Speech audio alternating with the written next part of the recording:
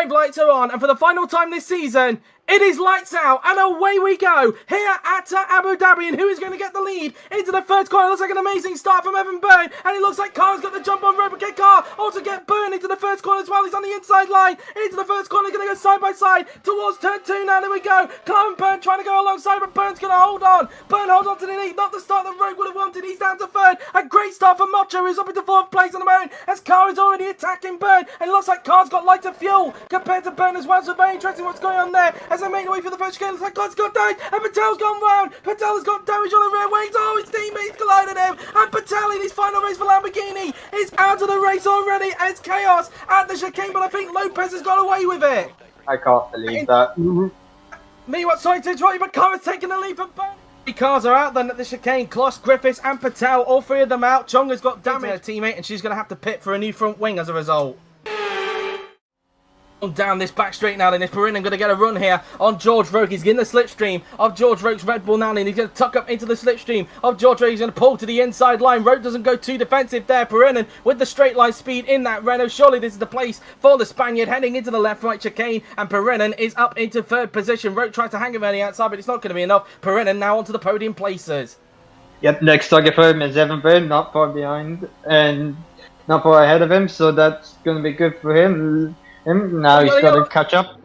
Got a yellow flag, and it's Jake Callaway. He's gone for a spin at the chicane. It looks like he may have been forced into a bit of an error. That was because, and as mentioned as well, Quark was the one who overtook him down into the chicane. So the Renaults making their way through the field, and it forced Callaway into a wider line, and it compromised his entrance into this right-hander here. And as a result, he's gone for a spin, and that's given Lopez another place. I thought she did have damage because it looked like there was Lamborghini front wing. No, she didn't in fact have damage. She's like, oh, there's a blow in front. That's Miklos Gal. Gal is out of the race, and he's in AlphaTauri's final race. It's been a disaster for them, and Gal in his final race for now is out with a blown engine.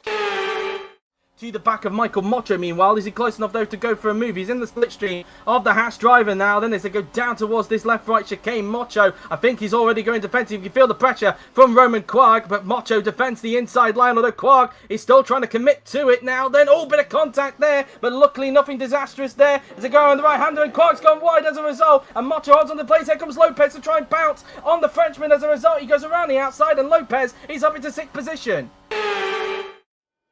Yeah, he's a bit closer than last time where he tried to go for the move. Meanwhile, Lopez is going for the move on Mocho, and he's got him. Mocho goes wide, gets compromised, and he stays at the quad. Will he? Because Quark going around the outside of him now. Then Mocho's exit was compromised thanks to Lopez overtaking him, and Quark is around the outside of him. He might hit the straight line speed here on Mocho as they go down towards his left-right chicane as Quark got the move done. Can Mocho hold on? The answer to that is Mocho holds on for the time being. That was very close. Not really that high, of course, with these hard tires, so he's got to try and do everything he can to pass Evan Byrne. He's closing in the slipstream. Can he go for the move? Byrne might defend this one, and he's going for it here. He's going to go for it now then, and this might be the move this time for Perrin, and Byrne didn't pull up too much of a defence. Perrin was already alongside him, and this time after being stopped behind Oizu, because Byrne is still with him, but eventually Byrne had to back out, and eventually Perrin is finally up into 2nd place. Yep, finally he's got the move done. Now he's got to pull away from Evan Byrne. Meanwhile, Quag's on the move on Michael Mocho. He's on the inside line, so both Renaults making movements on the same lap just like previously, and Quag has got 6th place from Michael Mocho, and now Mocho's got to watch his mirrors of Chris Chatfield, who is right behind him. The triple right-hander now, then we go, and the answer to that is yes. You saw a flick there, and he's got himself caught up on the curb. He's got all out of control, and as a result, Chatfield says thank you very much. Or this is the hard tires. We don't know if he'll gain or lose time on this stint. Have to see. 23 laps of fuel for him, so yep, that is a 2-stop for Jesus Perrin as a result of that. So we expect him to pick possibly in around about lap 36, I would imagine, was when his 2nd stop will be. As meanwhile, Carr is coming into the pits at the end of this lap, because you can see that from Lopez's death panel on the top there. The red pit indicator means his teammate is pitting, so Carr will be coming into the pits at the end of this lap. Lopez will go by on Perrin here, but where on earth is Perrin going to rejoin after this pit stop? As we talked about earlier on, this is a very, very long pit lane, of course. I think Quag is going to get by him as well now. Then as they make their way out of the pit lane, and where is Perrin going to feed out in this race? Quag has gone through. Is Chatfield also going to go through or not? We'll have to wait and see as they come towards the pit exit now. Then we go, and Perrin is going to rejoin in 6th position. He comes out ahead of Chris Chatfield. between the pair of them there. So let's see how quick the stop is going to be then for Armar Car's Mercedes. Now then, fresh set of tyres and fuel, and 30 laps of fuel. He's going quite lengthy on this second stint. It is a 2-stop, but we are expecting him to pit quite late here. That looks like he's going to be pitting at around about lap 44 towards the end of the race. So he's going a lot longer than what Perinen is doing.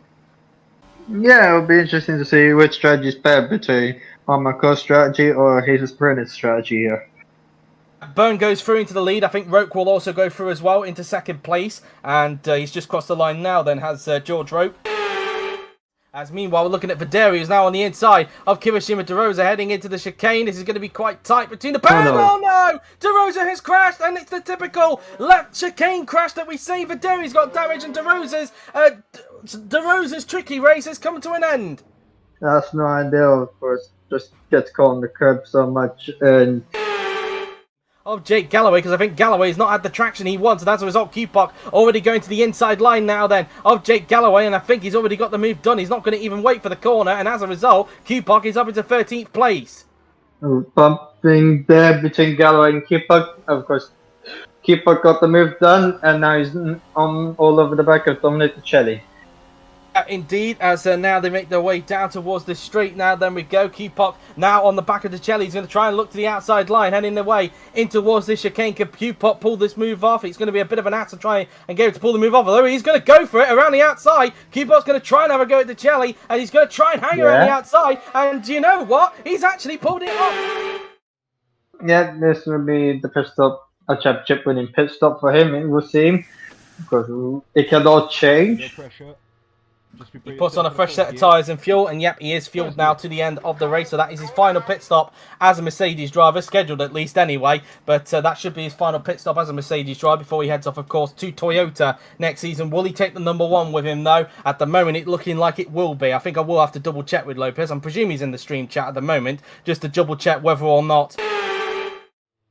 He is indeed, as he now pulls into his box in the #1 garage. Will Red Bull still have that #1 garage though next season, or will it belong to Mercedes? Of course, even if Lopez does move to Toyota, of course, per the rules like in real life, it doesn't mean that Lopez would get first garage. Toyota will be down at the bottom of the garages next season because they are a new team. It would be Red Bull or Mercedes that will occupy that first garage next season. But Byrne has finished off his pit stop. Both Roke and Carr do go through on him as expected, of course. Carr will be making one more pit stop. Of course, Roke is still yet to make his pit stop. But Quarg now comes into the pit for his one and only pit stop. So Perinen goes through, but of course Perinen needs to make one more pit stop. The Mercedes driver, I wonder, as he now comes out of the pit lane. Whereabouts is Laura Chung in all of this? Chung has gone through. Where is Lopez? And Quarg has actually got the job done. So Quarg has actually jumped Lopez in the pits, but Lopez will try and get him back here.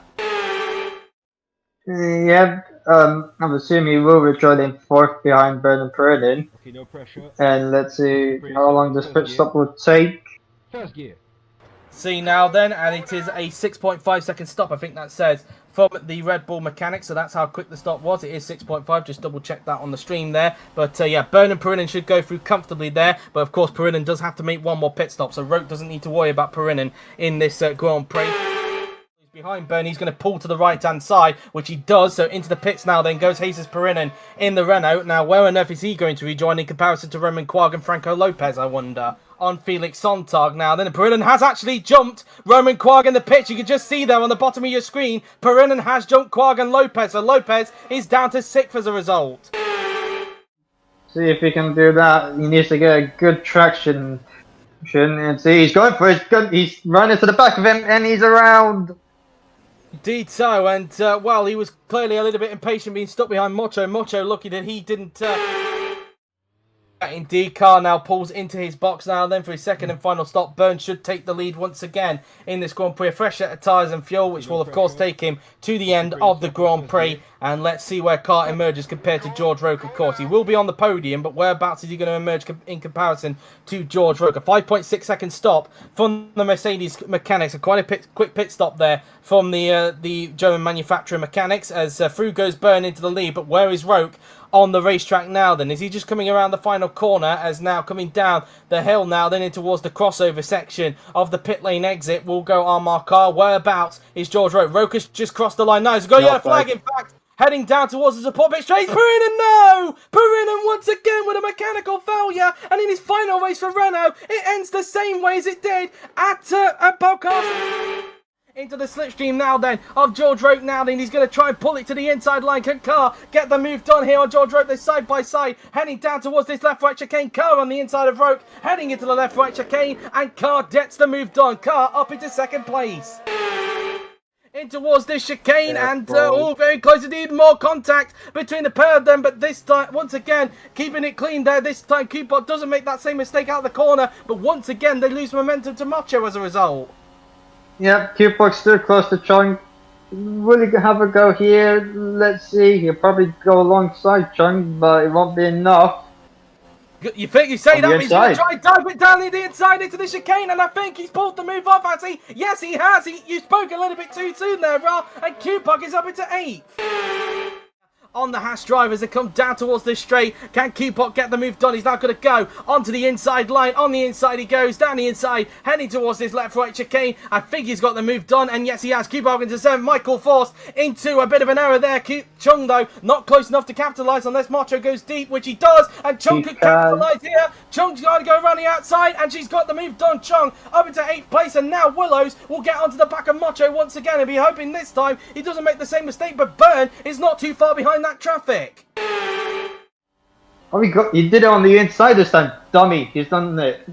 Yep, brilliant. For the 55th and final time, and after an amazing season and an amazing race here at Abu Dhabi, it is going to be Evan Byrne who wins the Abu Dhabi Grand Prix here at Yas Marina. He takes his 8th win of the season, he takes 2nd place in the championship, and as a result of that, it means that Franco Lopez is the 2022 GP4 Offline Champion. Fantastic job from Lopez. He's the 2nd ever 3-time world champion after Florian Volker, and a fully deserved champion. Nonetheless, Red Bull win the Constructors Championship as Roque crossed the line in 3rd, but the biggest headline is that Franco Lopez is once again your world champion. But the biggest cheer of all is that Franco Lopez, who back in 2019 won his first world championship here at Abu Dhabi, and here we are 3 seasons later, and after getting redemption after a winless 2021, Franco Lopez is once again your world champion of 2022, and fully deserved indeed. Evan Byrne wins the race from Armar Carr in 2nd.